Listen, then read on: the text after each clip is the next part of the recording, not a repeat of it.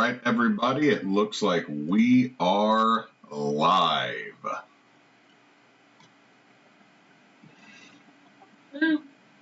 Woo. It has definitely been a minute. It's been, what, about a month? I'd say about, yes. Something like that. So, for everybody watching, this is the Long Nights campaign. We have 3 of the 4 party members available right now. 1 will be jumping in just a minute. If everybody would like to go back through and reintroduce your characters for everybody, starting with Izanami. Alright, so I've got my little insane warlock who is basically wearing a witch doctor's outfit. Witch doctor or plague doctor? Why not those? Because they are vastly different. And it's a plague doctor. Sorry.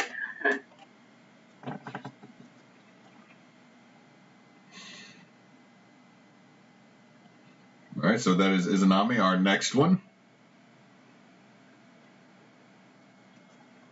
I believe that is Nilvac. My turn. Yes, I am Nilvac the Magnificent. I'm a traveling showman, wizard extraordinaire. With me and my trusty companion, Dr. Hopkins, we travel the land and perform different shows of incredible feats. But at the moment, I am currently being used as a fireball maker. And our last player that is here tonight, Olabella. I am Olabella, the Ranger. You're a Ranger. And,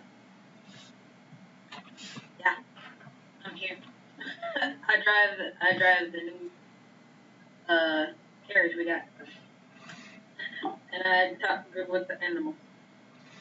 Yeah, that reminds me, you do have the new carriage. I believe you rechristened it Black Betty. Just Betty. Or just Betty. Okay, but it is the magically propelled carriage sled. You're very nice and toasty warm in. Y'all had found the stereo system before setting out of town after getting blasted by it. And you learned that the carriage had a few special abilities. Now, as a reminder to the party, y'all are just outside the city of Leif. And know that you got to go to an area now known as Flokan, or Flokan. It is a semi-floating city most of the year, but when the ice shelf fully forms, it locks in. It's mostly made out of wrecked vessels that have gotten frozen into what sank them. And that seems maybe the direction that the Alderman that you have been sent to find about half a week ago has been taken to.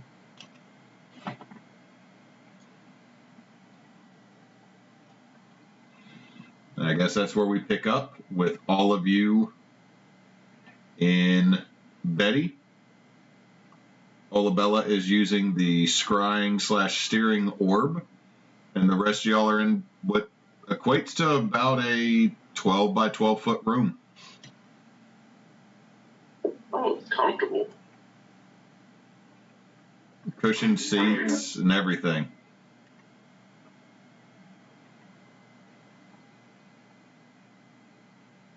I remember something about pillows.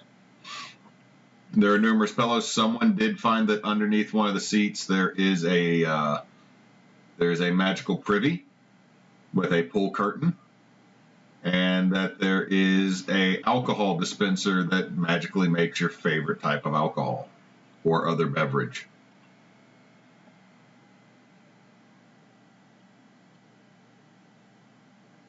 This thing's fancy. Well, y'all pretty much traded the skeleton of a golem, a large ice golem, for this.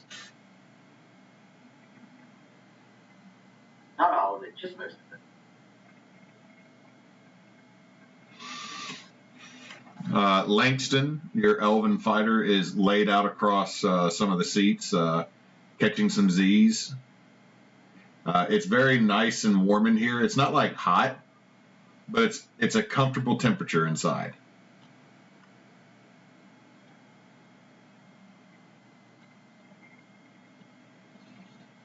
And I believe you were making your way out of town. Now, you know there's two routes that you can go from Leif. You can continue along the trails up to the small city of Croft, or you can cut out through the Lost Hills and deal with part of the Broken Fields. Or sorry, the Churning Fields, far to the northern end of the Churning Fields, and make it to Flokan. From what I believe Nilvac found out in town.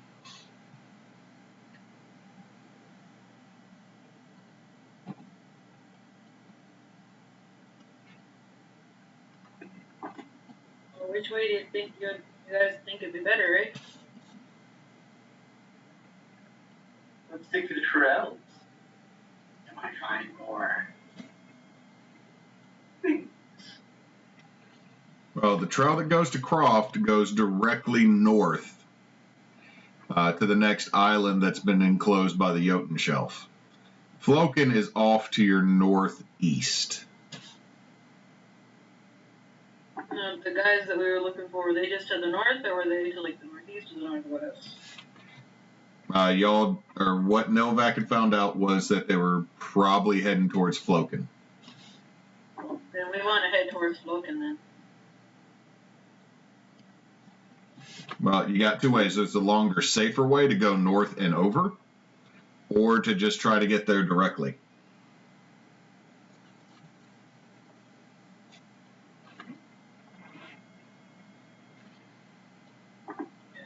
We're in a safer thing now, but you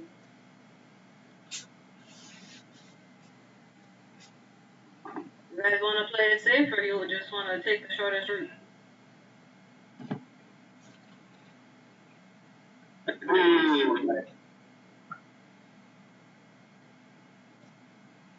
I mean, it's kind of a toss-up at this point. What do we want to do? I mean, we don't know what kind of danger the Alderman's in, so maybe the faster route is more expedient? I mean, we got a pretty quick thing here to go through, so I mean, I'm willing to take the risk if you guys are. Yeah. I'm willing to give it a shot. Kusami just shrugs.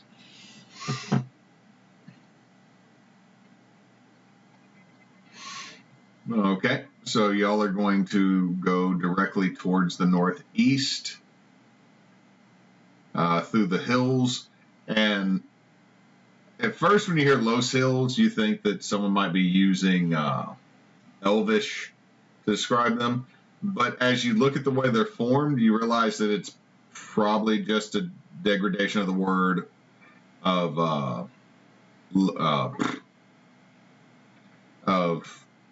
Los soil, like how it gets blown and piles up, because it looks like the only reason these hills form is that's where the snow stuck and just started to make these low rolling kind of hills of compacted snow.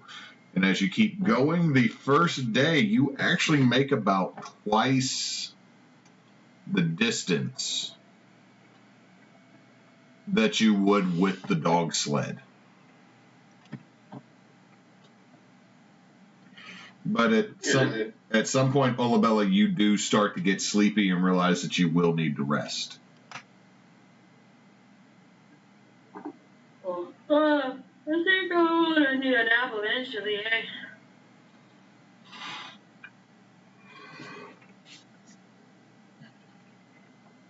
All right. Is it that late in the day already? I'm just saying, I'm not even making you roll because even though you're going through the hills, she is not impeded by difficult terrain because she is ranger. So this is basically within like a 12-hour zip with your new carriage / shed or sled.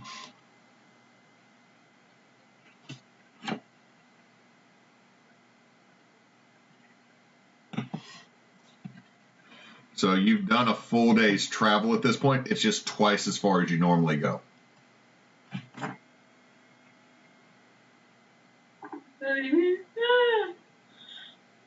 We can sleep in here, eh? So might as well just stop and take a rest. I suppose so. What kind of is there any defenses that we need to set up on this thing, or has anybody found anything about that? We know it can do a couple things. I have it done here. Betty can pass without a trace. We could cast pass without a trace on it, so it'll be harder to see. Create food or water, catapult, and silence. Langston. Langston.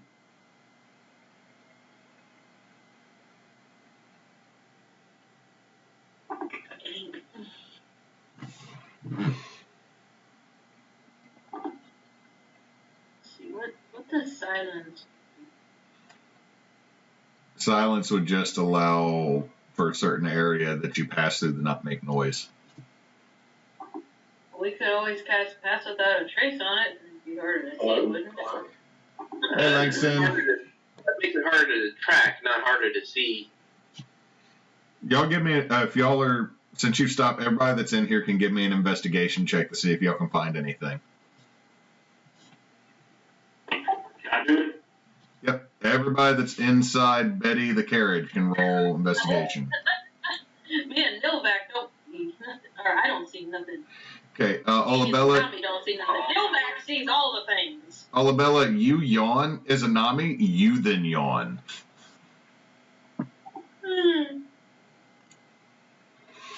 Need to help for it. Langston, you were sleeping earlier on the ride, but as you get up, they yawn, then you yawn. You don't notice anything. Novak, you find that there is a little panel not too far away from the control scrying orb. Like it's just on the wall of the carriage underneath the window. Like you lift up this little wood panel that just slides and clicks in place so it stays open. And there's about 4 buttons. There is a blue button, a white button, a black button, and a green button. Okay. Well, no, I'm assuming no labels. No labels. Didn't think so. All right. I'm going to push the black button, Bambalam. Okay, you push the black button, and immediately outside the windows, you can't see anything. Oh, darkness. Yeah, that's kind of useful. Add that to your list of spells that Betty can cast. Is it can cast darkness on itself. Okie dokie. Nice. Push the black button again. It turns off. Okay, that's what I wanted to make sure. And you said I had a blue button, a red button, and a what? Blue button, white button, green button. Oh, blue, white, and green. Okay, let's hit the white button. The outside of the carriage immediately lights up like it's Christmas.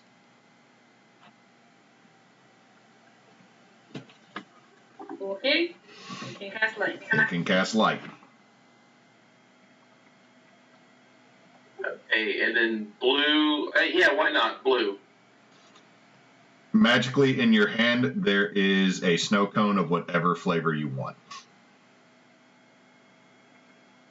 Guys, it's tiger blood.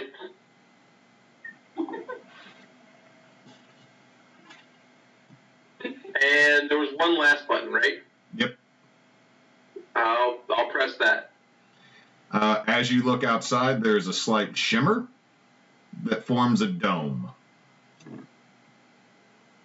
Wait, does this thing cast Leoman's tiny hut? That fits around it, yes. Well, shoot, our problems are solved.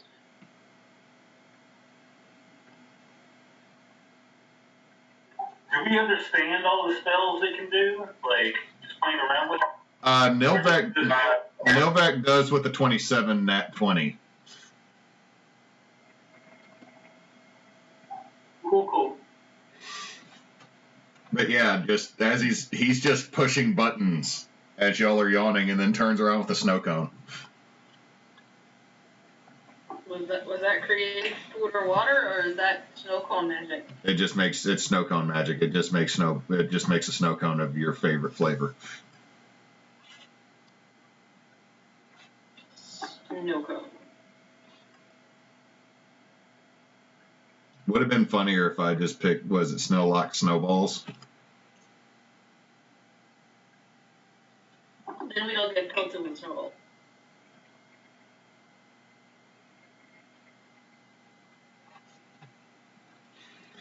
So you've now dropped a dome. If anyone was to walk to the outside, it would just literally look like a snow hill around where the carriage is. Neat.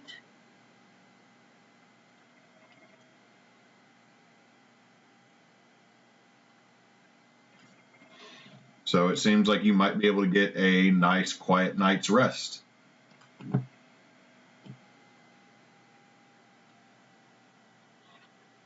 Cool.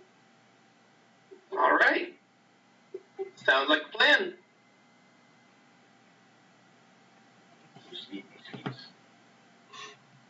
Okay, is anybody taking watch, or y'all just all gonna go to sleep because you're technically invisible? I'll take a watch. Okay, give me a perception check.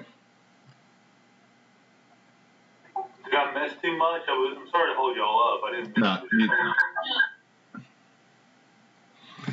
With a 19, Langston, you don't notice too much other than there seems to be a troop of mammoth moving through the area. All right.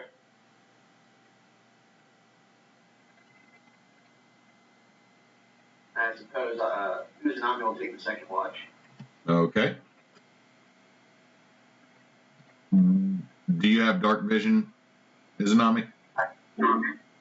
What was that? I do have dark vision. Cool. Okay, give me a perception check. Not that it helps.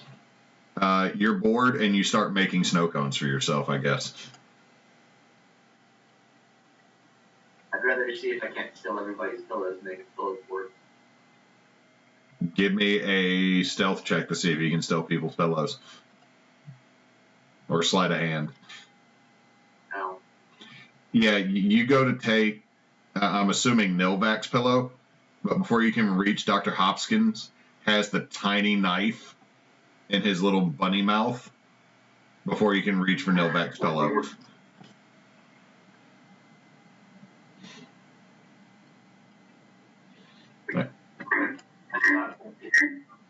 Sorry, say that again? I still have blankets and junk. So you use your own to build your own little fort? Yep. Okay. Who's going to take the final watch? Oh, well. You do not have dark vision, though, do you? Oh, no, and I didn't take that spell this level. Never mind. Give me a perception check at disadvantage, Olabella.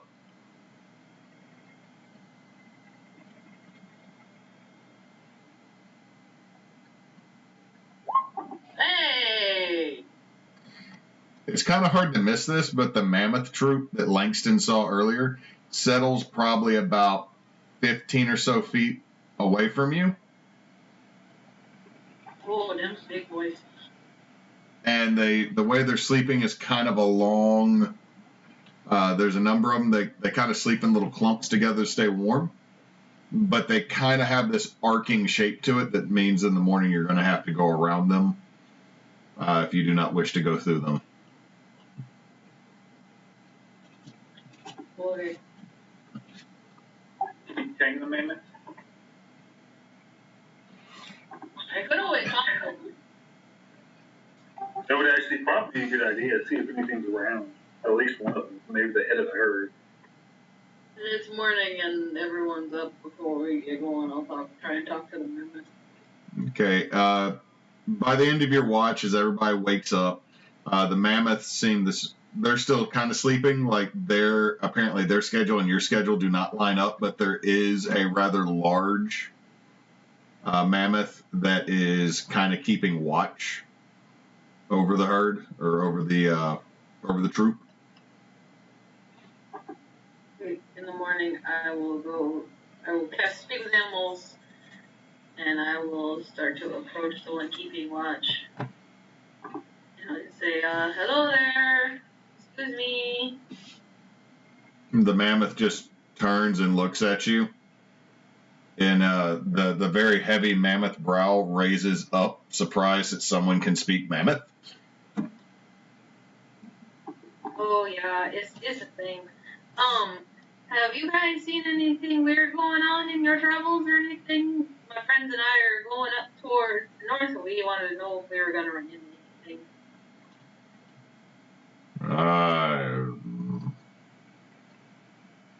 Nothing that we really thought would be too bad. We stomped a polar bear and it ran away because it tried to eat a calf.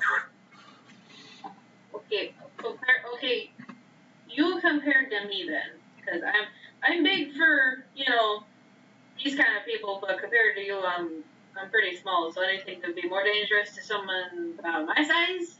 You are a big little, so I have a really little, and I put my hand way down towards the ground from where Novak would be.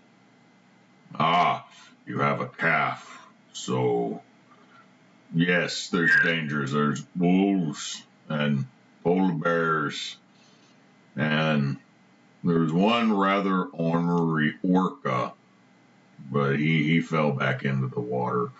I don't think we gotta worry about that, and we got something we're traveling in, so I'm not too worried about critters. But speaking of moving, would it be possible for us to go someone scooch over so we could move through? There's a lot of you and you're very grand and big, and it'd be kind of hard for us to go around. We kind of were trying to cut down on how much time we were moving today. And you see it just nudge one that's like, no. Fine, and just scooches over enough for y'all's carriage to go through, for Betty to get through there. Well, thank you very much. We appreciate it. Be safe, little one. Well, thank you, you too. I'm just gonna scoot back on over here and we'll be on our way. Thank you. And I will go back to the carriage. Betty. Go back to Betty. Okay, I got them to scooch so we can go through. They said there's nothing too crazy out there that they've seen. For us, maybe a little more dangerous, but mostly just other critters. But we can scooch up the road so we don't have to go around. Great job.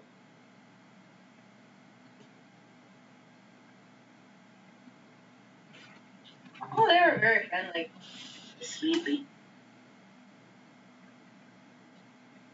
Mammoth don't ever give me that, I'm going to kill you vibe. Well, I've seen them get mad, but it takes a bit because they're pretty hard to get angry. They pretty much can stomp anything that even miffs them a bit. True enough. But we can get going if everybody's ready. Yep, all set to go. I'm good to go. Okay, so Bella, give me a survival check, because you're starting to get into a little bit. More or less, you're going to have to navigate around crevices as you're getting out into the northern end of the churning sea. Okay, I'm going to give myself guidance. Sorry, churning fields. Sorry, you're in the northern end of the churning fields. I had to double check a term. So that is a 14. Okay, so yeah, you're still making good time. You don't make as good a time as you were before because, I mean, you're having to navigate, and after one near miss falling into a crevice, you start double thinking any area that looks like you might be able to go over it if there's part of the crevice on either side. Like, you don't trust the bridges anymore, so you take the long way around. So you get towards the northern end of the churning fields, and all of y'all give me a perception check.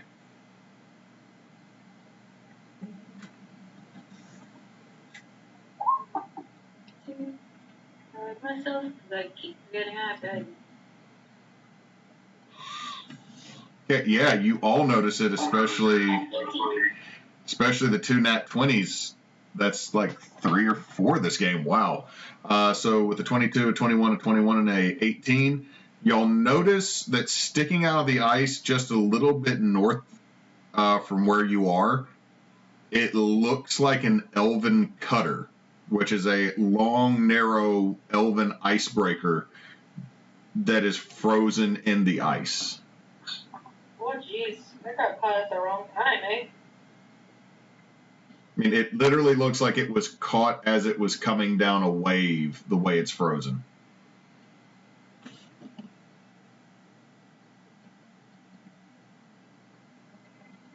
Do we want to investigate or leave it be? There might be some treasure.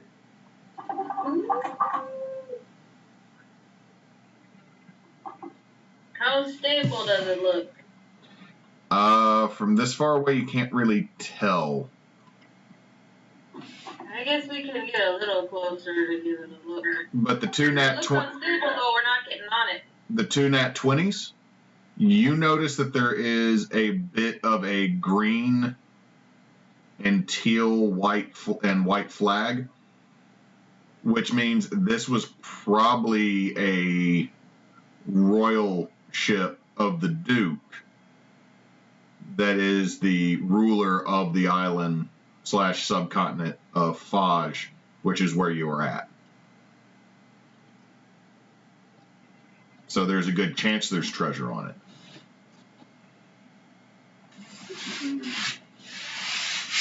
I'm sorry, Faj is the capital of the island of Ibavis.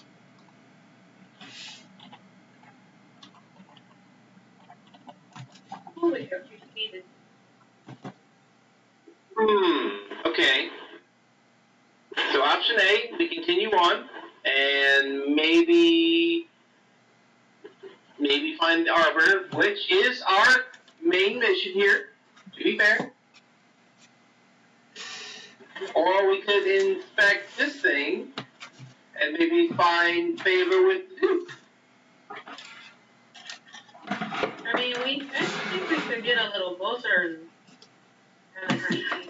Yeah, it's stable enough. I don't want us getting on that thing if it looks like it might crash over to the side and squish us. Let's just approach it carefully. We can make up our mind when we get there. So we will cautiously approach. Okay, once you get closer, if you're trying to figure out if this thing is stable, give me an investigation check.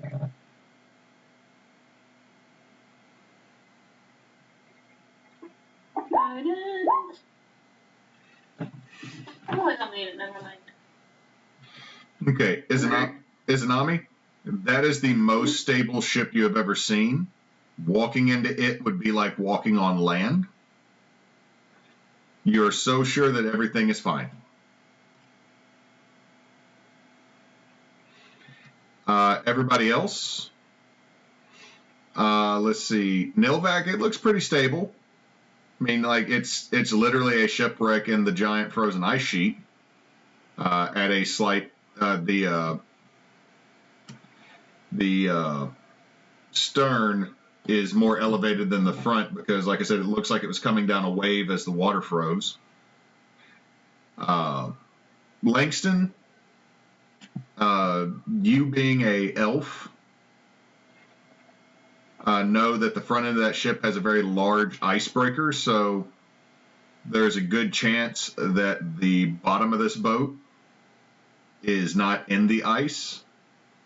It's a long boat. It's probably a good 100 and, well, let me double check. The map won't be the scale, but it's about 150 feet long and about 30 feet deep. And with the way that the front end of it is, there's a good chance the bottom of the front end is in water because the ice sheet's probably only 20 or so feet thick here. All right. Alabella, it looks stable, but you inherently know going into any frozen shipwreck is dangerous. I'm also going to share with everybody about the little elf bit with everybody. Just make sure it's So in Alabella, you would kind of know a little bit of that too. With your 21, you know that the front of that end of that ship's probably in open water underneath the ice. Well, we could probably get on it, but the bare bottom's probably not stuck in ice, it's in water, so we'd have to be pretty careful, especially if we were going towards the front.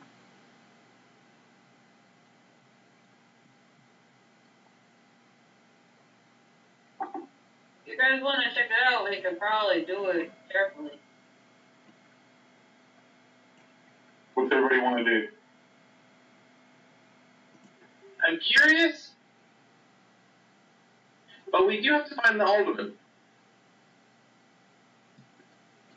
I mean, he could be killed before we get there. That is a good point. Give it a 1 over. I mean, it's not going anywhere. We could always look at it on the way back. Well, once we meet the Alderman, I doubt he's gonna want to go adventuring in any shipwreck with us. I have a suspicion that we won't be, alone. There'll be 20 that we find on our little merry, There is also this slight chance that they might have passed by this way and there might be some kind of sign of them in there or something. True. just a We can probably step on and take a quick look, and if it looks like it's not really worth it, we can come back. I'm down. So are y'all? You feeling it? Yep, I'm interested. Let's go find out what's going on here. Oh, jeez. Okay, I know it looks like it's open water, but that's just the way the map works. You will all be able to see what is on the left-hand side first.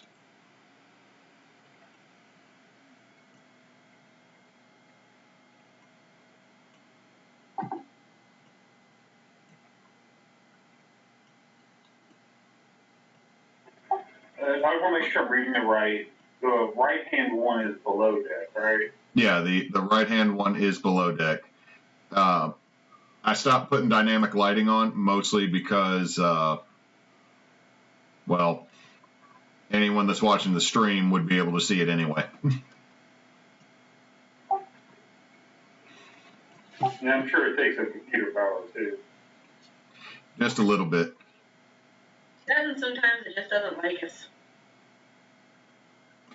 So you all make it onto the main deck. The front end up here where there is snow is actually buried into the ice. Those stairs are kind of broken. There's a door that's open and you can see that there's ice inside that door filling the room. But the stern seems to be a little bit more solid. And the stairs go up to the next level of the deck, and you can see there's even more that go up to the mainstay. But next to each of these stairs, there's also stairs that go down.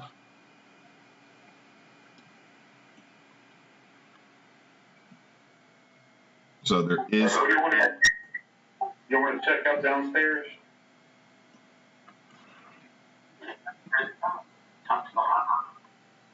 We should probably start up here at the top to see what we see here.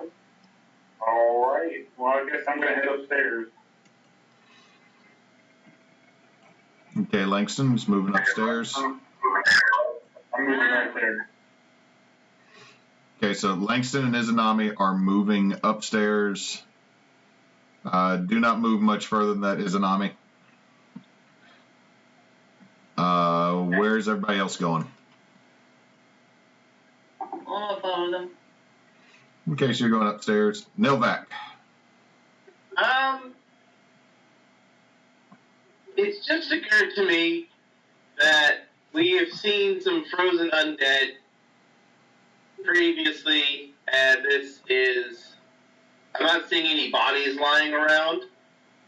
So I'd like to just go up to here if possible. And I'm just going to keep watch out here. Okay, give me a perception check then.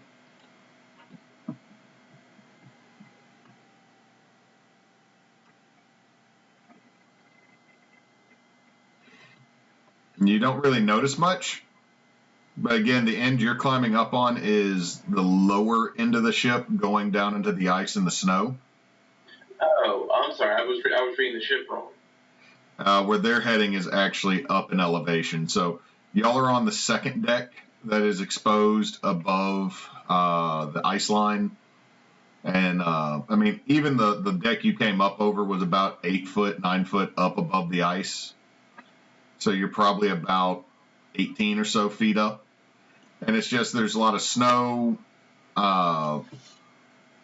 It looks like this, just giving a once over, it looks like this boat probably has been here at least a year or so that it's been floating. This is not one that's been manned recently.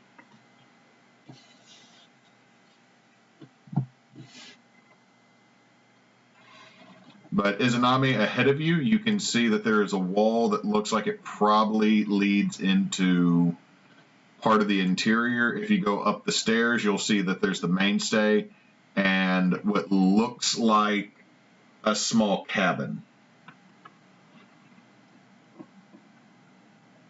Would I assume that that's like the captain's cabin? That might be safe to think. Okay. Yeah, I'm gonna head in that door direction. You might want to knock and see if anything comes. I'm saying that again.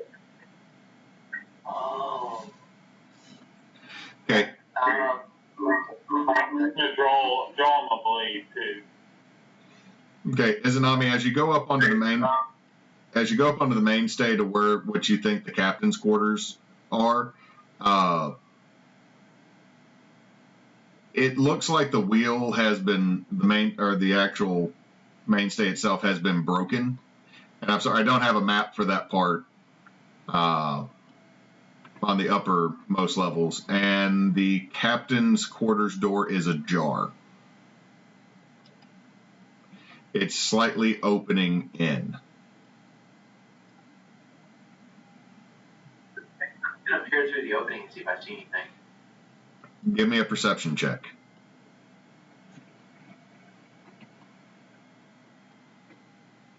Nah, it's nothing in there out of the usual. You do see there's a desk. There looks like there's a wardrobe that's been busted open. And there's a sign of there's a bed that looks like the sheets have kind of dry rotted away and that the mattress is probably frozen or broken. But that's about it. I mean, you see that in there, but nothing in there really catches your eye. Okay, I'm just gonna look back at Links. Looks good to me.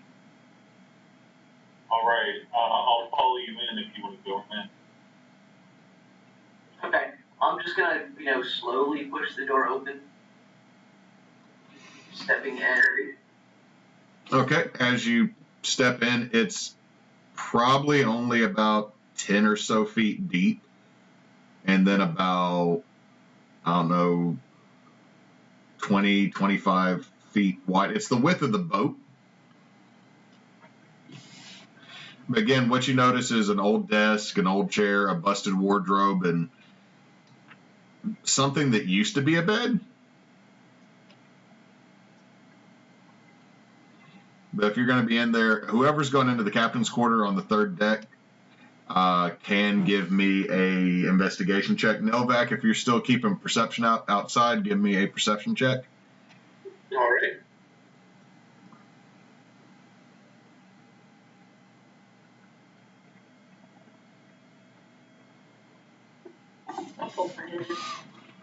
Okay, Novak with a 17 on perception. It looks like one of the snowdrifts moves for a moment, but as you kind of shake your eyes, it doesn't look unusual.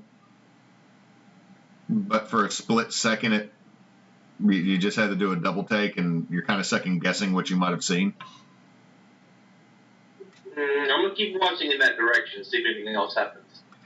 Okay, Izanami 19, not Novak, but Langston 18.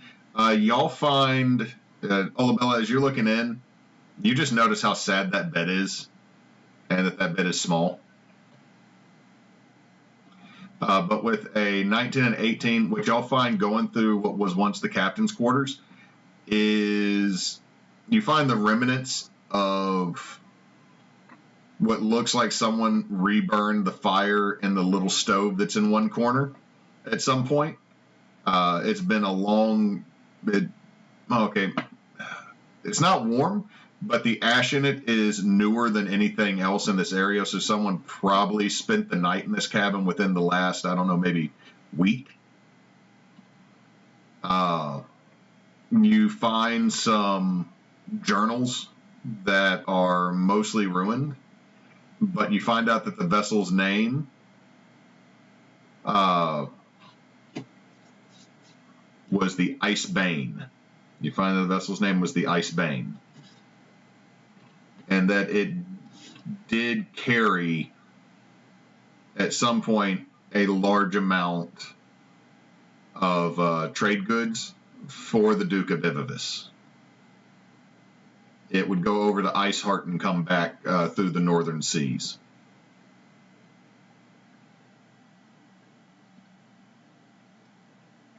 But, I mean, you can tell that no one else has taken these books because it's literally just a log of what it did up until about a year ago.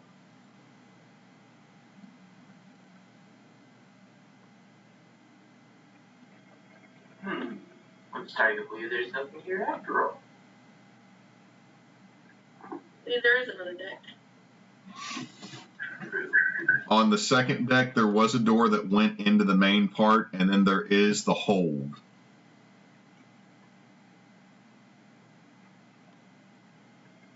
So y'all going back down to the second deck? Sure. Mm-hmm. Okay, this door is partially ajar as well.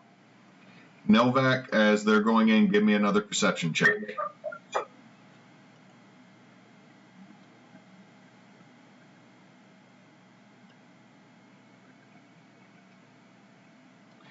You're distracted as you're looking out there like, I need to keep an eye here. And then you look down and you see that Dr. Hopkins has learned how to flip the knife around in his mouth. So it's like on his left side, and then he just snuffles his little bunny snoot. Now it's on the right side. It's basically like he's flipping the knife back and forth between his hands almost. Oh, that is adorable. Okay, so who all is going into the quarters on the second deck with the partly ajar door? I'll take it. I will. Okay, as y'all get in there, give me a perception check as you walk into the first chamber.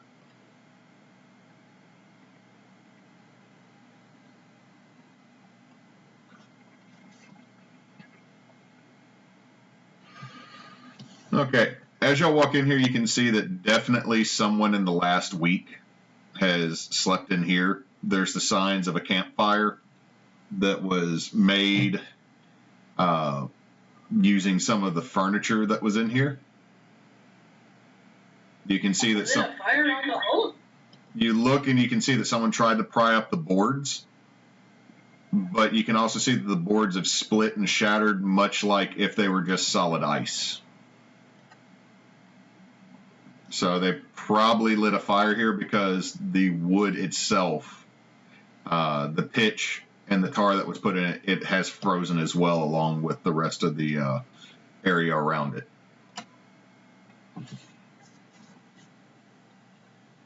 You can still also get a very musky body odor smell in this room. Well, there were some dudes in here. I'm just gonna call out, hello, is anybody here? Okay.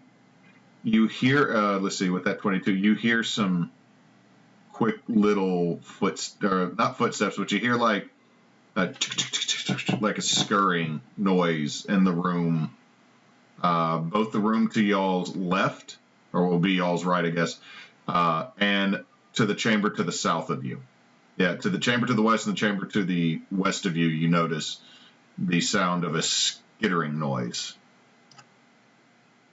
So down here or over here? Both is what Langston notices. I did west twice, so I was confused. I'm gonna go ahead and walk to the west here. I'm gonna go down to this one. Around. Okay, as you are entering that room, Liberty.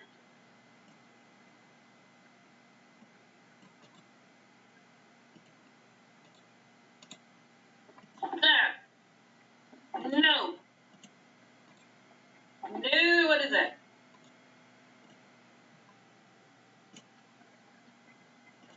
Cool. It's a kitty. I don't like it. Retreat. but you notice as y'all walk into these rooms that there are dozens and dozens of what look like Goliath beetles or like rhino beetles with black ice growing out of their chitinous hide, just kind of skittering around in the room. And they seem to be chewing on the frozen boards, but the second that they see something else, they start moving in y'all's directions. And I need initiative from the three of y'all because Nilvac is outside.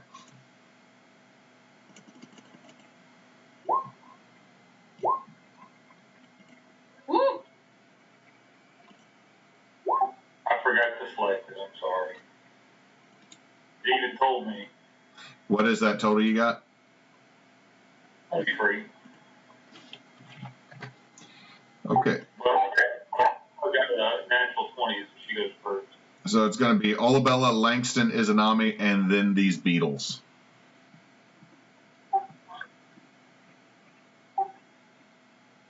We should bail.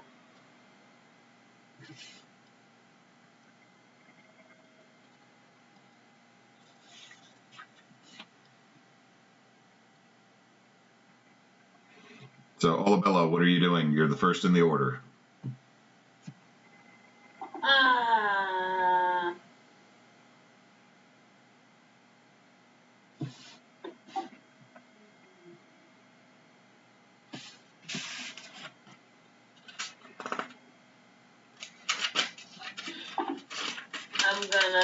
It's not gonna work, but I'll just do it anyway.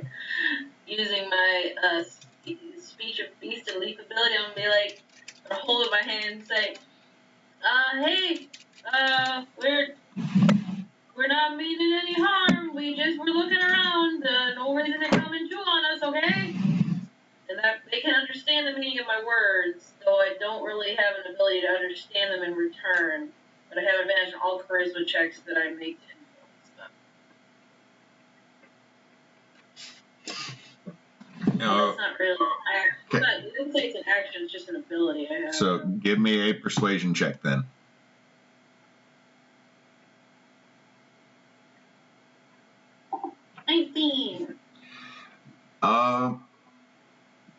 They don't seem to really be affected by that because it seems like they might have just noticed food.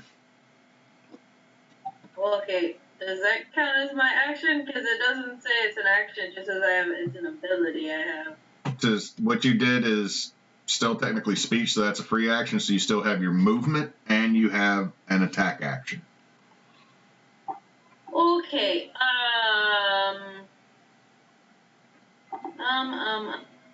hang on.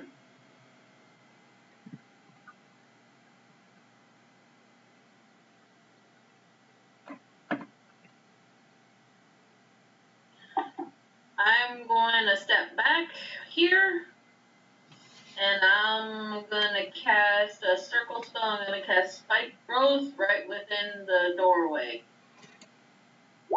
Okay, as you step away, what's your AC, Olabella? Oh shit. 16. 16, so that bite is gonna hit. Ow! That is 8 piercing as some of these beetles just latch into your leg as you're stepping back. Okay, well that hurt, but I cast that into the ground, like right in the doorway. It's a 20-foot radius. Sprouts Okay, if you do that, you're going to get, if it's a 20-foot radius, you're going to get everybody in the spike growth. Alright, well shit, never mind.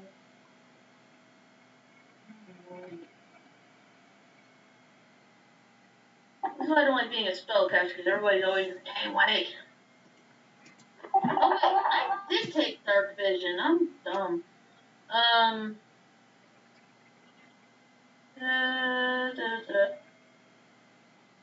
Let's see.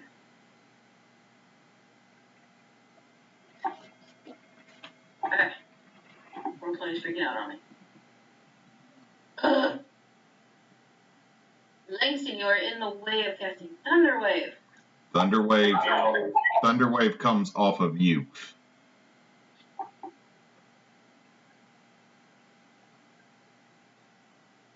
Well, even if I run to the corner in that room, he's still within range.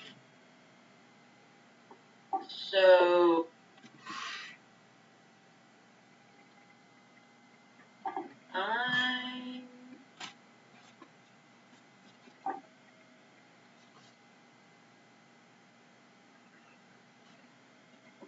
I'm gonna cast Produce Flame at one of them. Okay, so you're going to produce flame. Do they have to dodge or do you have to hit?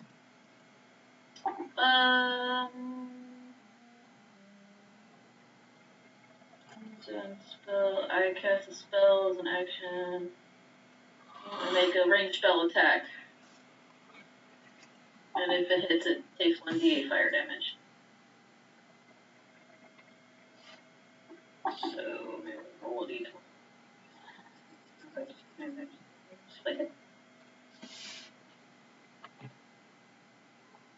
Oh, it is it. Okay. 18 will hit. 4.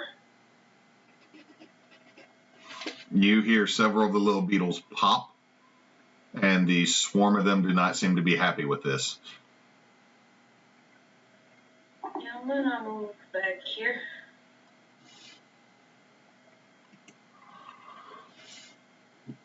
Langston. So if I move, will they get an attack of opportunity on me? If you move away from them, yes, they will get an attack of opportunity. So I'm just going to pull out my blades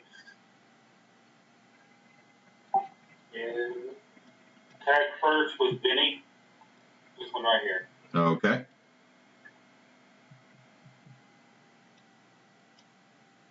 A 23 will hit.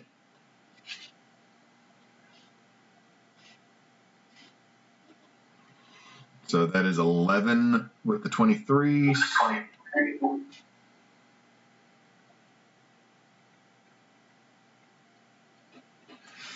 Okay, when you stab in with Benny, you do get several of these crystalline ice beetles, but your blade doesn't seem to have as much of an effect because a lot of them just kind of scatter and then reform back into the swarm. Okay. I'm going to just attack with the rapier and try to smack them around a little bit. Okay.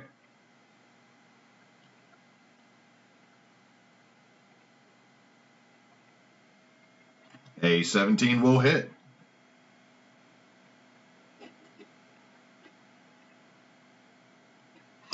You have taken out about almost half this swarm. But again, it seems like your weapons, again, you're kind of swinging into a mass of them. like, I might as well just be smashing with my boots. Yeah. From here, I guess I'm just gonna, stay. I might yell as loud as I can, maybe to get Novak's attention. Okay, Novak, give me a perception check to this yell. All right. I would say, as quiet as it is out here, yeah, you hear Langston yelling. So click your token and give me a initiative roll. We'll factor you in for the next round. All right.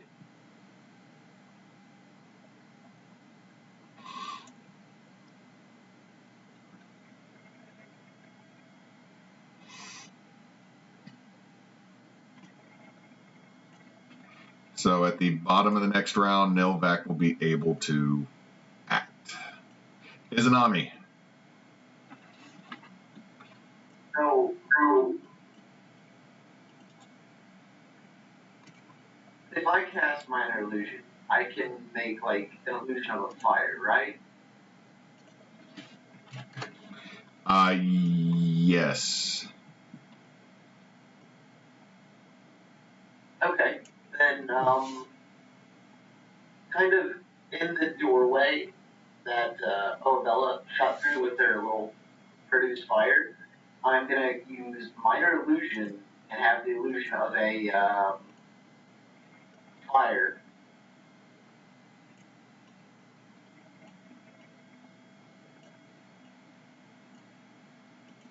And I will move back. Okay, and what do they have to do to figure out minor illusion?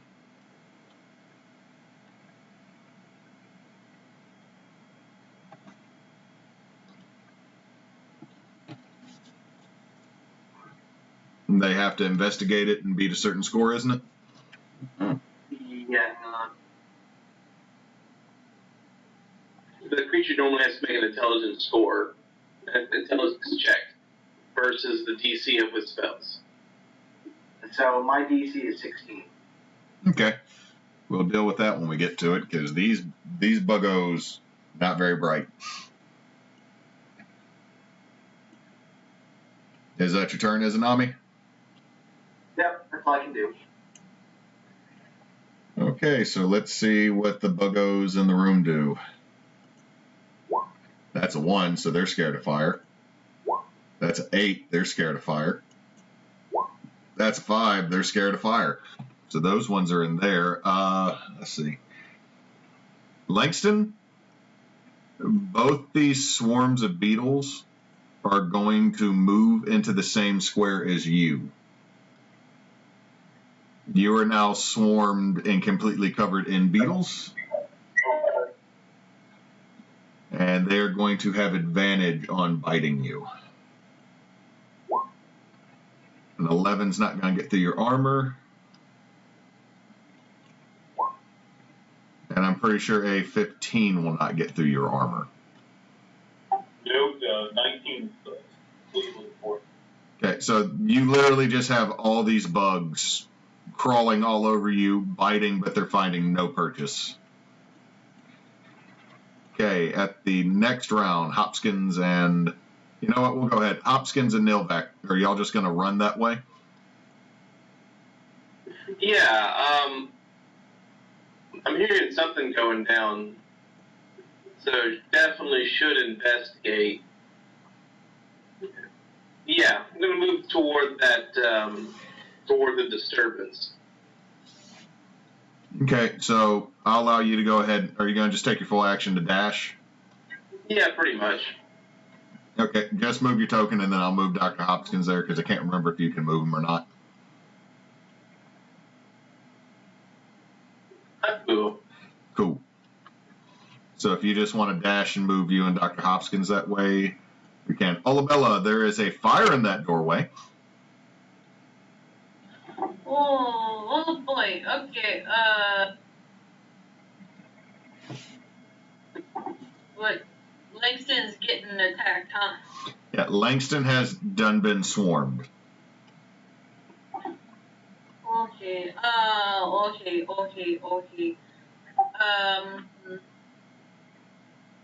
Can I, like, run over to the store and just try and kind of yank him out? See if I can pull him away from some of them? You might be able to pull him away from some on the floor, but literally, if you pull him away, you're pulling the bugs with him. He's covered in probably close to 40 of these bugs just all over him.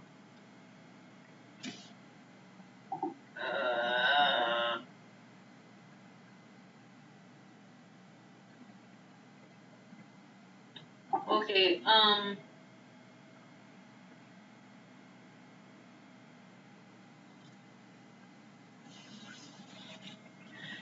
going to cast Flame Blade, and I'm gonna try and get some of them off of him with it. Okay, roll to hit the bugs.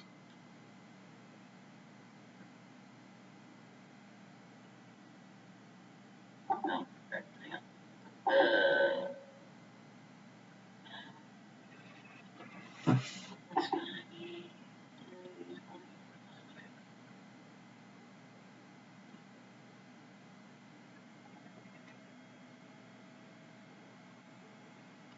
14. A 14 will hit. Do you not have your scimitar on your sheet? Yeah, I was going with fire.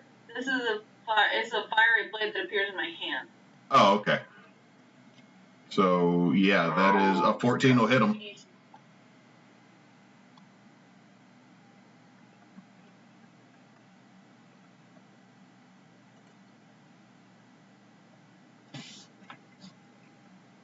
Fire damage. That sweep of that blade takes almost half. Like, one swarm is almost completely gone now off of Langston. Langston, you will take 6 fire damage, though. I wasn't hitting him with it. You hit. It's when you attack the swarm, if it's on somebody, they take half the damage.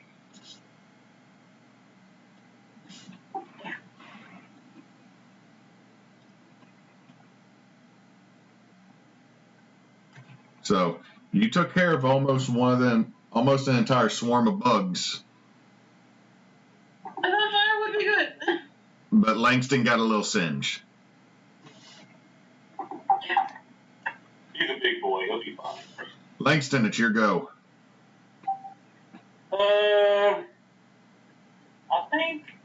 I don't know if I can do this. Could I shoot? I don't know if this will work.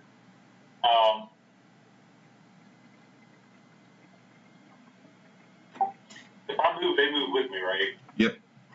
Do they attack? They're on you, so it's not really an attack of opportunity. It's just the swarm is you're encased in bugs, pretty much.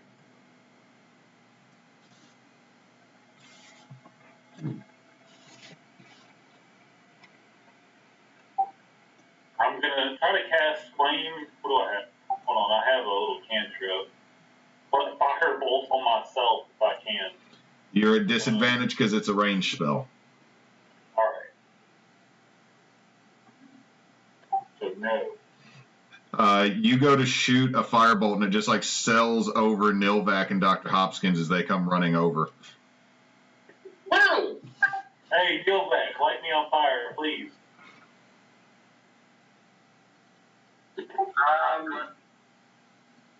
Lightly toasted or what level? Medium well. Izanami. Oh, hey, Novak. We found those nasty buggers. Yeah, you did. So...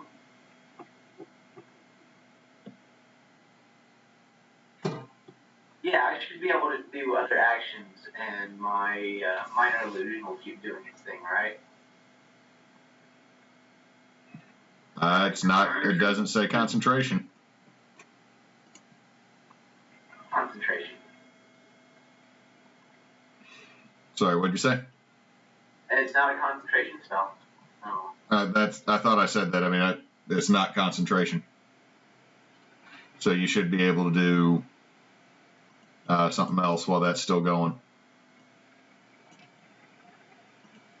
Oh, well, it sounds like Novak's going to handle issues with Langston. So, my next question is, can I shoot through my minor illusion with Eldritch Blast? You see, you know it's an illusion. So I guess that would not be an issue. Okay, then I'm going to shoot through it and hit one of the other swarms.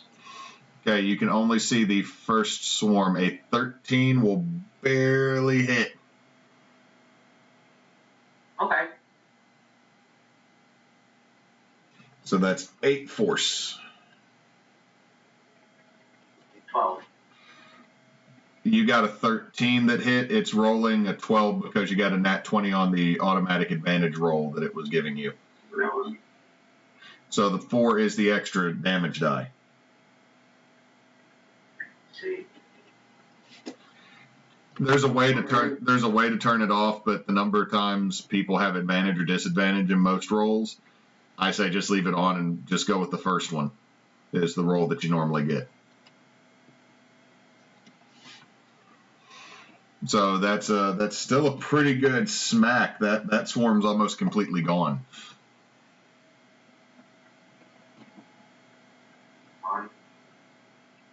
There's more. So it says at higher levels, 2 beams at 5th level. On 5th level now. So You would get a second attack. So roll it again. Yep.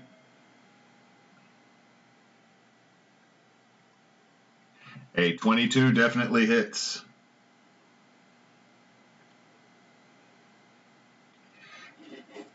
And that swarm just explodes.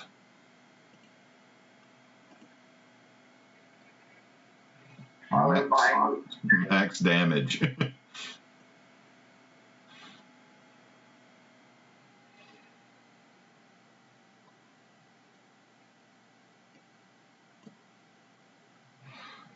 Okay, so the swarms that are in the room with the fake fire, they are terrified of that fire and not moving any closer to it. Langston, the one's trying to bite you, the one that's almost completely gone, misses. The other swarm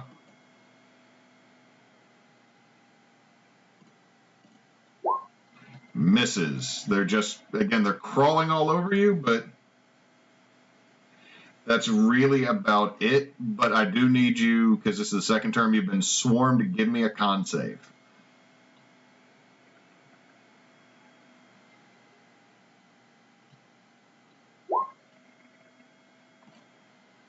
You take 1, because you can't reduce it any much lower than that, 1 cold damage. You can feel your body temperature is starting to drop with these things on you. Novak, he told you medium well. Yeah. I'm gonna go up to him and do burning hands. So that you can get... Okay, yeah. Let's see, that's a dex save from the Beatles. I'll do it. That they apparently all scatter behind the other side of Langston when you do this. So everybody's going to take half damage. Yeah, let's just yeah.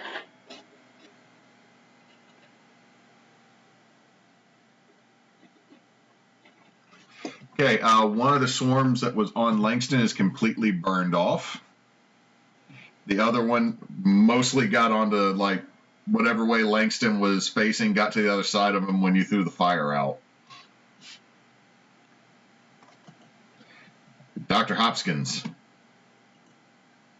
I've got nothing to help Dr. Hopkins. He is just standing behind me.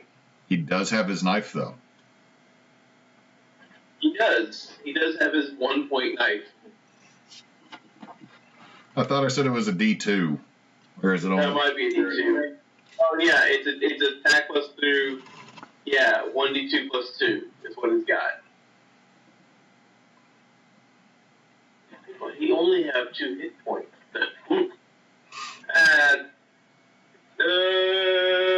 Fine, Langston needs help. Which one's the dead one? I moved that one. I moved the dead one off. Okay. Way to go, Dr. Hopkins. Roll damage. Damage says, I'm not quite sure. I'm not sure how to roll the damage on here. It's 1d2 plus 2. Just roll a D4, and if it's evens, it's 1. If it's odd, or if it's odds, it's 1. If it's evens, it's 2. So that's 4. Dr. Hopkins skewers 2 of these beetles, and then just flips them off his little blade with his bunny mouth and does a little boofle snoot. Okay, cool. My rabbit's knife wielding badass. I like it. Olabella. Okay, so Langston still has buggies on him? Langston still has buggies on him, and he's smoking. Okay,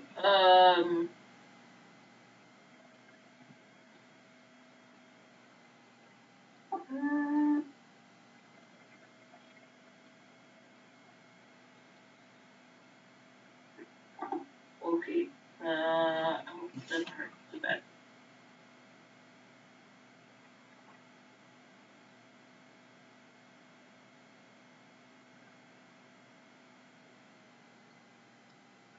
Okay, 15 will hit the buggies.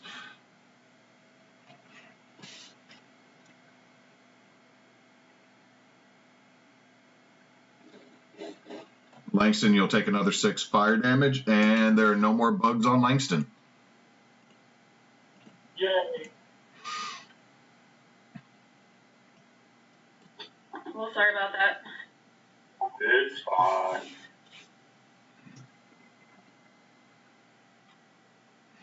Okay, Langston, it is your turn. There is a fire in the doorway back in that room, but before you ran out, you did notice in that room with all the bugs there was a metal chest. Well, I guess I'm gonna go check it out. All right, if you want to move back into that room, or as far as you can, give me an investigation check.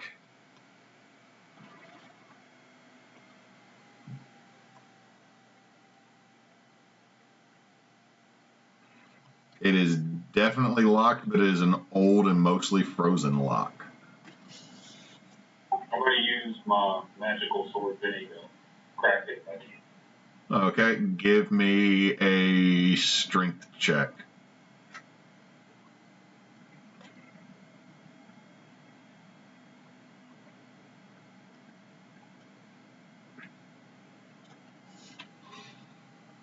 You just can't get Vinny in there at the right angle to try to pop it loose. Izanami, you saw Langston go back into the area that he came out of with bugs, and your fire is still burning in that spot, keeping the other ones at bay. Yeah. So I actually know there are more bugs in there. Olabella said there were a lot of bugs in there. You don't know if that one swarm you smashed would have been it or not. Unless Olabella tells you that there were a lot more in there. I blew some bugs up, but are there more little nasties in there? Olabella? Sorry, what? I blew up some of the little nasties in that room, but were there more? The one that I went in? Yeah, there was a bunch. Okay, I'm going to maintain this fire then. I saw Langston run in there, so I'm not sure. I don't see them, so I'm not sure what be happening there. I think he found something in that room. I didn't see anything in that room, did I? I just saw the bugs.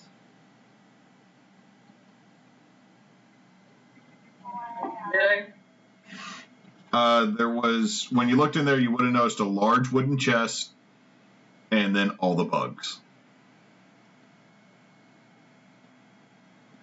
There was a wooden chest in the room that I looked in, but there was a whole lot of bugs.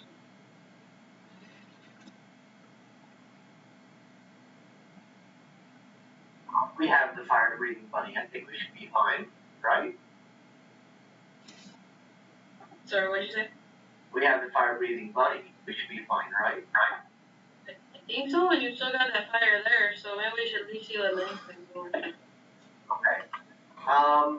In that case, I'm gonna hold my action. If one of the bugs decides to like push through the doorway, I'm just gonna blast it with my Eldritch Blast. Okay, so you're holding an Eldritch Blast. Cool. All right, let's see if the buggies do anything. No, they are scared, but they've been in here and they keep seeing that fire. And that set's going to actually burrow through the wall behind Langston, but that's all they can do. Another swarm's going to be following because it saw its allies bore through a wall.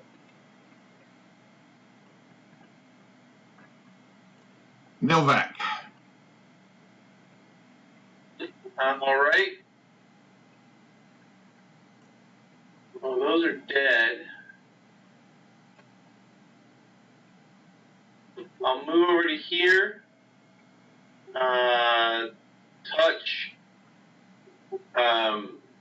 Yeah, I'll reach down, touch Dr. Hopkins, and everybody's asking for the fire-breathing rabbit. I will cast Dragon's Breath on it. You touch him and give him a pepper. Yep. All right. So Dr. Hopkins now has fire breath. Yep. That'll be, let me see, now that's a bonus action. No, that one's already dead. From where you're at, you can't see any more bugs, but Olabella said there are more bugs. Then I'll go to the door here. Are you gonna carry Dr. Hopkins with you? I think Dr. Hopkins is actually faster than me. But I was touching him, so I guess I could carry him with me. I'll place him down, and I will hold an action, a firebolt, in case I see another bug. Cool. What is Dr. Hopkins gonna do? Because, I mean, there's fire down here. Right. He wouldn't head toward that fire. But there should be like a loud scrabbling noise coming from this other one if these two bugs over here are burrowing through this this wall over here, right? Yeah, they're burrowing through frozen wood. I'll give you that. It's not a perception check to hear that.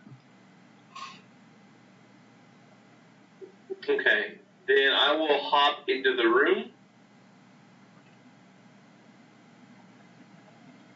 I think it's okay. Is that I hop through the door, and then I'm just gonna fill that corner with Dragon's Breath. All right, let's see how the buggies do. Okay. If I have a Dragon's Breath set up, I do.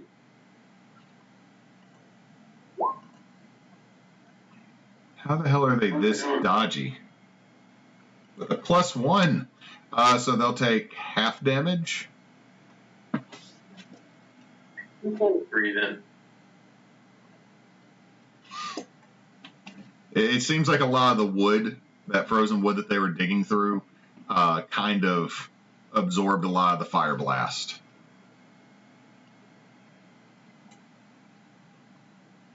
All right, Olabella. You hear the bunny just go, wah! Okay, let's see.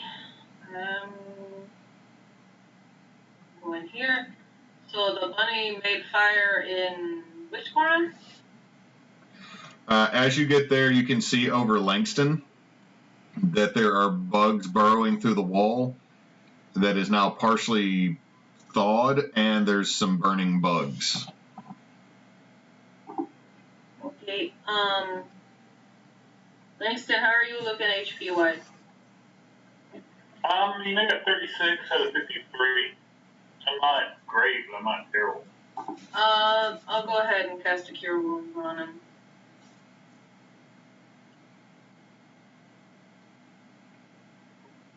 Five. You get 5. Okay. You're welcome. I guess that is my action then.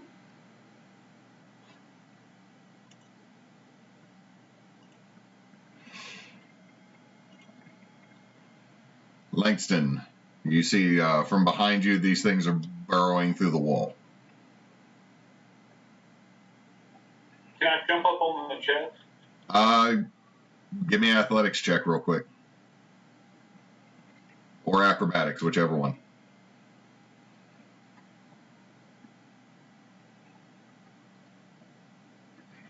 Nah, you go to jump and hit your shin on it, and just, you don't go prone, but it smarts. I'm just gonna blast it with a firebolt at this minute. Okay. Well, technically, you would still have a line of sight if you backed up from them. And since they're burrowing, they don't get an attack of opportunity. Yeah, he's gonna use my movement move here. Then blast. Okay.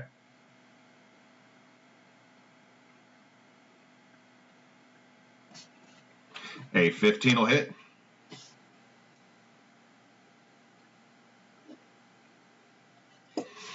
You get a few of them, but again, since they're burrowing through the wall, it's just kind of, it's a little difficult. And it seems like you're hitting the wood more than anything. Izanami, unless Langston wants to move more.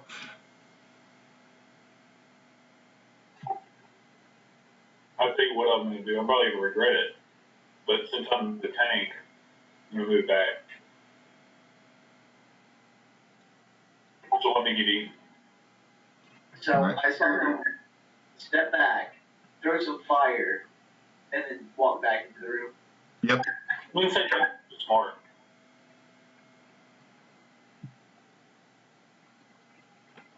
Okay?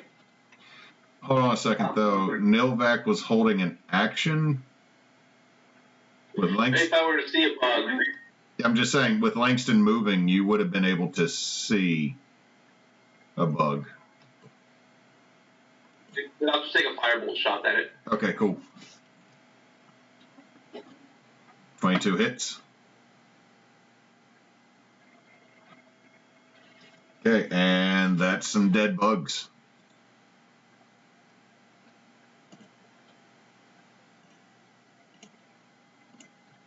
So you like, as the rest of this swarm is coming through, and Langston's kind of went to do that weird jump and didn't quite make it. You're able in that second to throw one in and kind of add on to what he does when he throws his. So it's like a double firebolt strikes at the same time.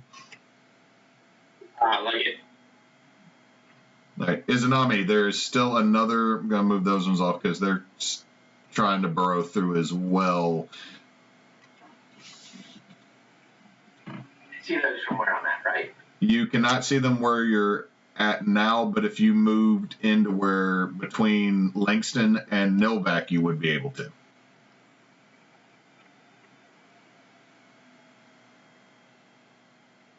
I'll do that. Cool. We have more Novak. I'm just going to whisper to him, nice shot. I think.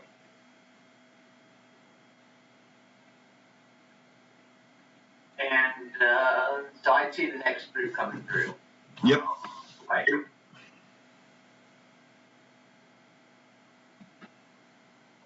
the situation. Eldritch Blast. Yep, that'll hit.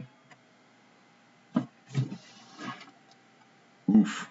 There's still a few left. Yeah, there are no more buggies. All the ice beetles are dead. There's now technically a broken up wall right here that you could pass through.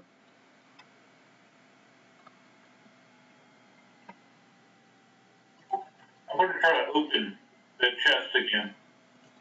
Are you going to drop the illusion Uzanami? How sure am I that there's no more bugs coming through? No clue. Okay, so I'm gonna hold my illusion, but so that's not real fire, but I don't like bugs, so I'm just gonna keep it there for a little bit until we're sure.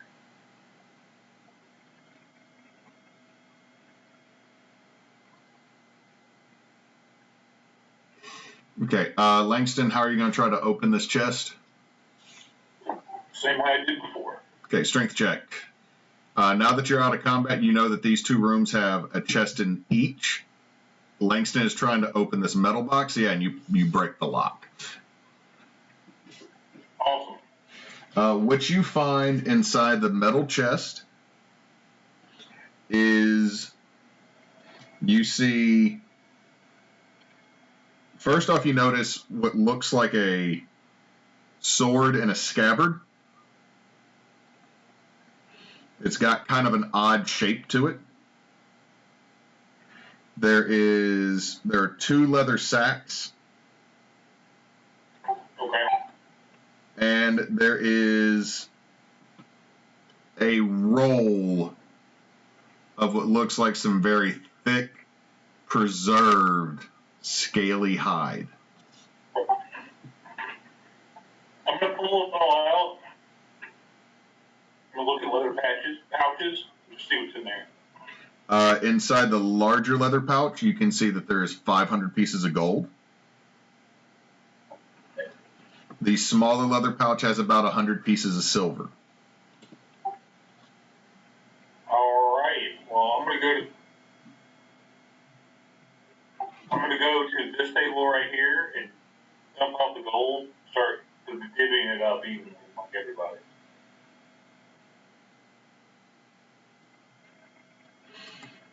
Okay, and there is like I said, there is a sword and a scabbard, and then there is that large roll of. I said that on the top. The roll is too big to fit on the table. Oh, well, I said it next to the. It's 125 gold to everybody. 25 silver.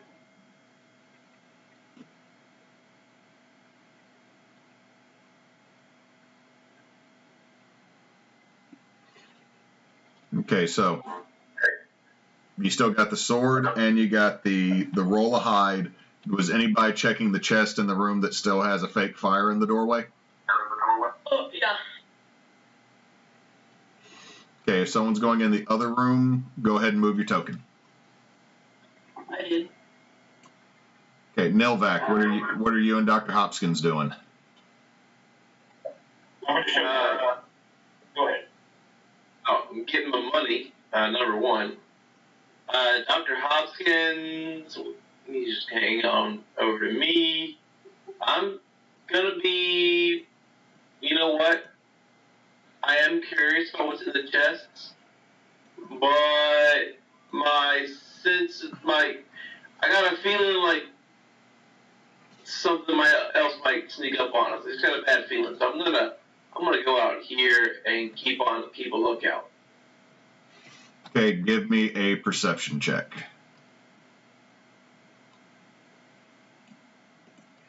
Something big obviously has moved through the area, but it's not close. It is between you at the boat and the carriage, but it looked like it kept going. Okay, so it's not here anymore. The way the tracks look that you see, whatever it was has drug itself and has gone off in an area where you can no longer see its trail.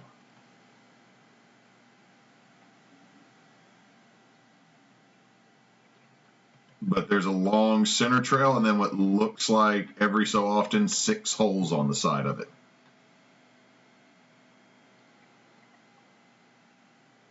On either side? There are 3 on either side, so it's 6 holes on the side total. So 3 on either side that are moving in an alternating pattern. I'm going to want a little bit more details, but I'm not going to hog up this whole thing. I'm mostly just curious about, like, do they look insectoid-like, or are we talking, like, something large and able to distribute their weight across the snow? Nature check. Okay.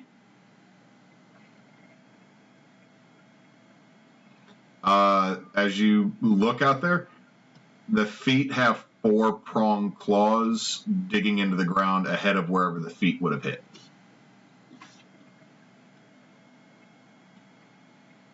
Well, this thing's nasty, whatever it was. And you're noticing that the gait, it looks like the left limbs went and then about maybe 7 feet. You can see where the right legs hit. Wherever it is large, dragging part of itself through the snow, and has at least 6 limbs.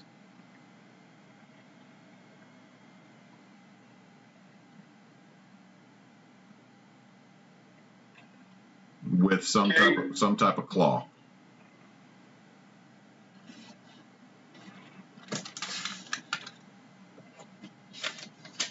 That's going to be a nightmare fuel of some sort. Alright, keep on the lookout. Right, so y'all are in the other room with that chest. Are y'all going to open it? I will. Okay, it is not locked. And if it was, the wood's kind of frozen and broken and been chewed on. Okay, I push it open. As you open it, you see that there is a kind of vellum envelope. There are 2 walrus tusk pieces of scrimshaw that have been carved depicting a fight with a large whale-like creature on both. There is a pipe made of scrimshaw as well that is designed to look like a boat, to where the smoke comes out of the central mast.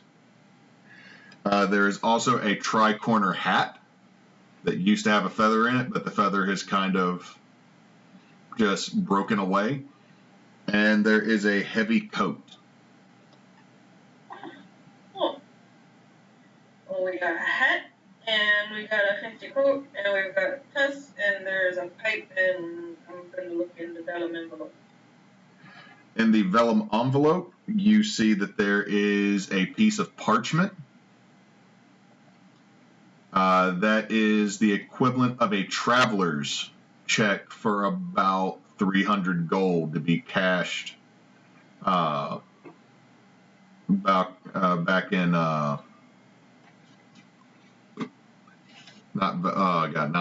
gotta pull up the map real quick.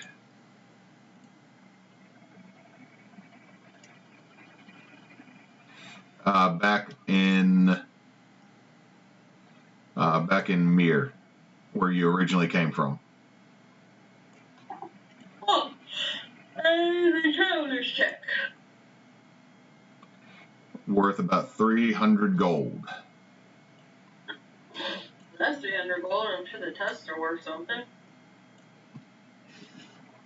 Hey, does anybody smoke? I found a pipe in here and a fancy hat and a coat. You find someone for it. It is definitely not big enough for you, Olabella. Oh yeah, I'm too big. But I'll take what's in the chest and we can take it with us. Okay, so fancy tricorner hat, fancy coat, 300 gold traveler's check, a set of walrus scrimshaw tusk, and a scrimshaw pipe.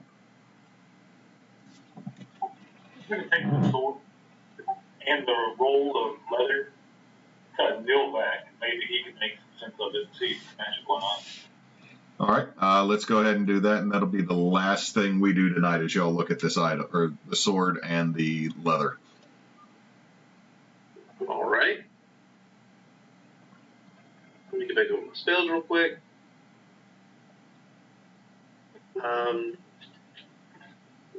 Well, when we're in a safe area, our ritual cast detect magic.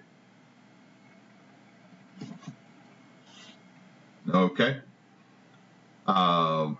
If y'all want to look at this leather, it would be a nature or survival check.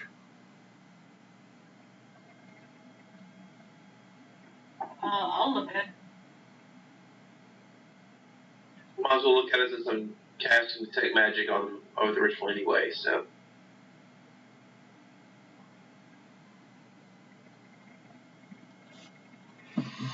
Okay. With those, your combined rolls, you realize as you roll this out, it's about a 10-foot long, 6-foot wide piece of hide. It is scaled, but the scales are very, very fine, and it has been preserved to where it's similar to a leather, but this is sea drake skin. It is very prized for making waterproof armor that can also retain heat. It kind of has a kind of a feature to it that if it's worn and it's treated right, that your body heat is kept in more efficiently and it keeps the cold out. You know that divers also like to have suits made of this.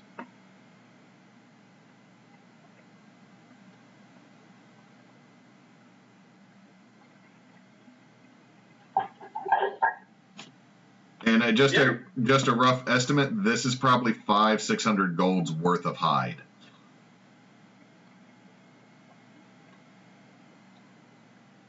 That's a lot.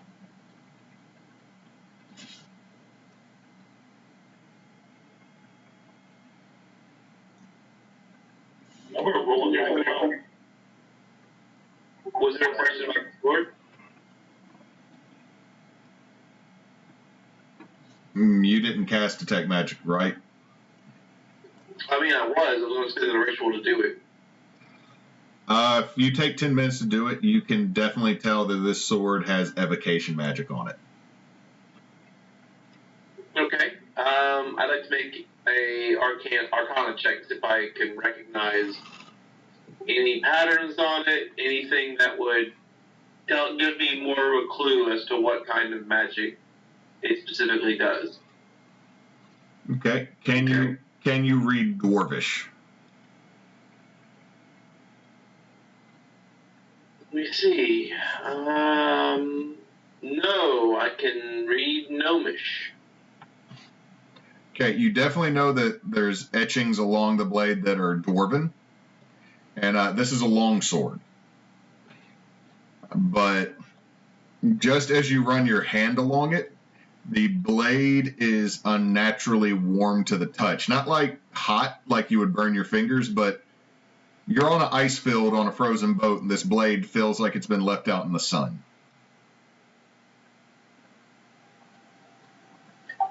Read Dwarvish, or Dwarven. I don't know. Wait, who speaks Dwarven? Langston. What is written in Dwarvish on this blade is, that which burns the hardest ice, that which blights the frozen wind. I'm going to tell everybody. I'll read it, translate it. What does that mean? Well, it feels warm, so I assume it's something to do with the blade itself. Either it could be one, it could be several different things. It's the magic is evocation, so I'm going to assume it has some sort of fire attack properties. The riddle, the writing seems to lean toward maybe being a good for cold weather, like might keep you warm, but that would be more along the transmutation school.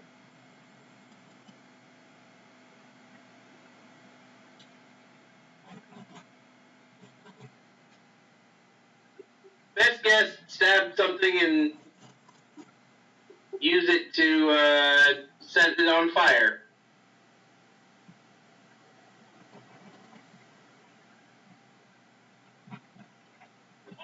Neat. Indeed. Awesome.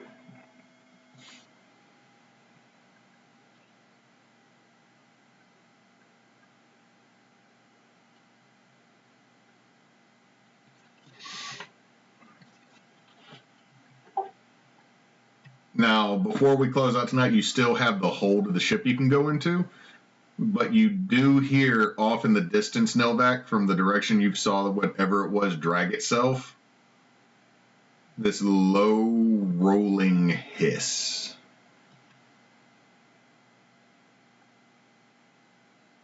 Can I make a nature check to try and figure out what it is? Yep.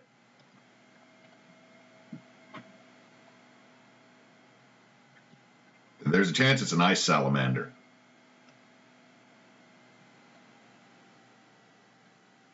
Oh, well, that's honestly, I think, better than what I was thinking it was.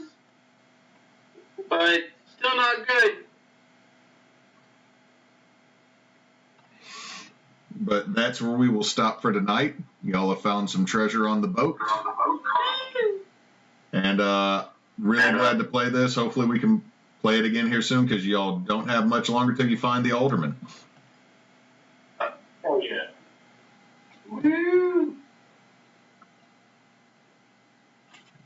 So thank y'all for tuning in, everybody, and thank y'all for playing. I hope everybody had a good time. And Em, if you'd do us the honor, since Kyle is not, Knox Kyle is not here. Oh, that's great, love.